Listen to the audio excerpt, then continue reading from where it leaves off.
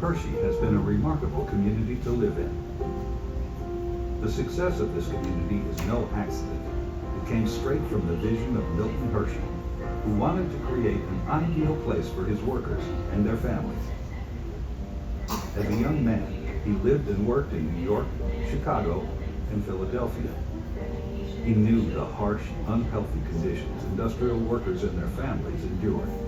At that time, a few business leaders who were concerned about these desperate conditions decided to build model industrial towns, places where workers and their families could lead better lives. In England, the Cadbury brothers, who also happened to make chocolate, established Bourneville. For their community, they chose a setting out in the country, where each worker's house could have a garden. There were parks and sports facilities for everyone. Employees could even leave work early to study arithmetic, geography, or woodworking.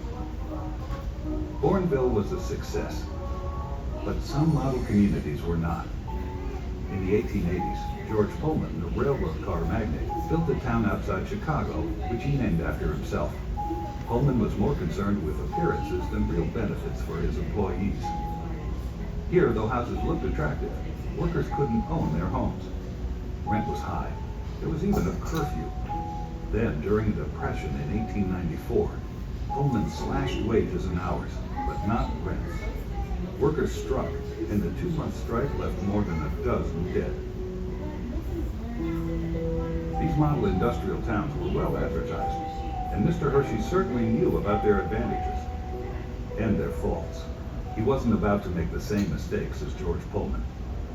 Construction of the Hershey factory began in 1903, and as the town grew up around it, Mr. Hershey encouraged workers to buy their homes.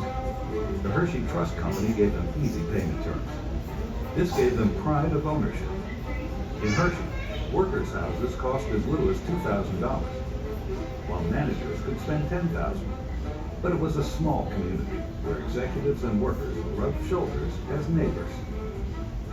In Hershey, people could even start their own businesses.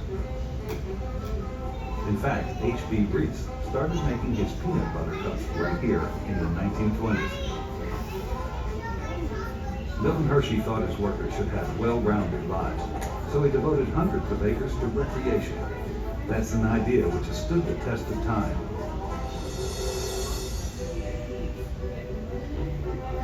He also loved culture and wanted to bring it to his town.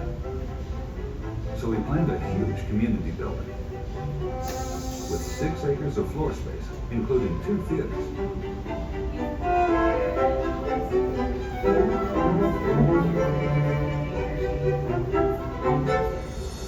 Most other model industrial communities declined after their founders died and willed their fortunes to their heirs.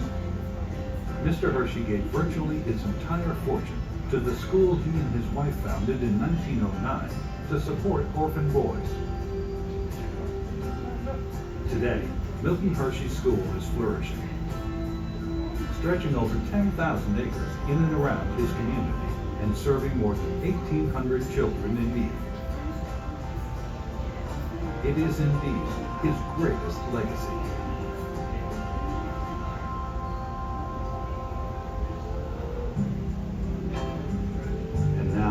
More than a century after Mr. Hershey dreamed up his model industrial community, with its well-groomed neighborhoods and safe streets,